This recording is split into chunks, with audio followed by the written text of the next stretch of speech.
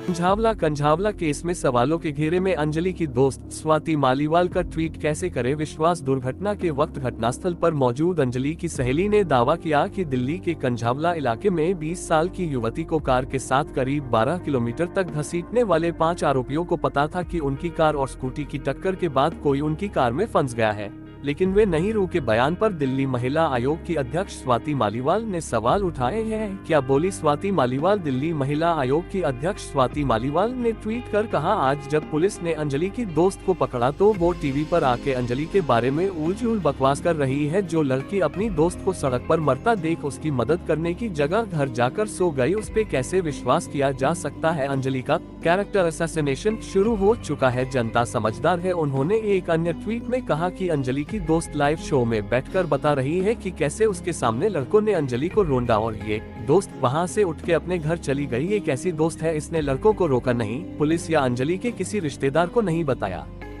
घर में जाके बैठ गई। इसकी भी जांच होनी जरूरी है, अंजलि की सहेली ने कही यह बात। जब अंजलि की सहेली से सवाल किया गया कि उसने दुर्घटना के बारे में तत्काल किसी को सूचना क्यों नहीं दी, तो उसका कहना था, मैं डर गई थी इसलिए मैंने किसी को नहीं बताया, मुझे समझ नहीं आ रहा था कि क्या करना चाहिए। अंजलि की सहेली ने बताया कि भूरे रंग की बलेनो ने विपरीत दिशा से स्कूटी को टक्कर मारी, वह कार के सामने गिरी जबकि मैं बगल में गिरी। उन्होंने उसके ऊपर कार चढ़ा दी।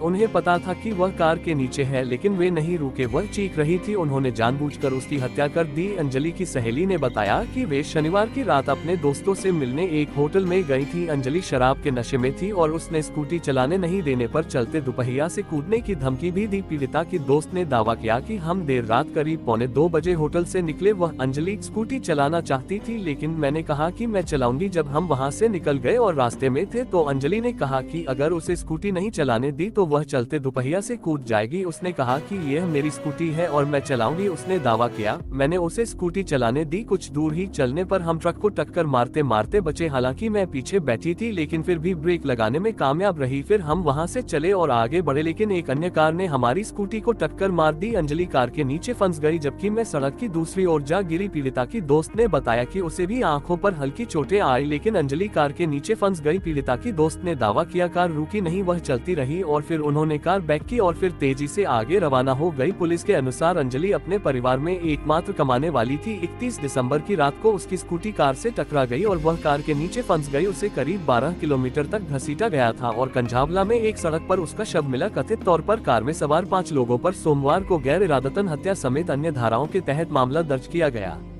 पुलिस पर हालांकि मामले में धूलमूल जांच करने का भी आरोप लगा। 5 आरोपियों को सोमवार को 3 दिन की पुलिस हिरासत में भेज दिया गया।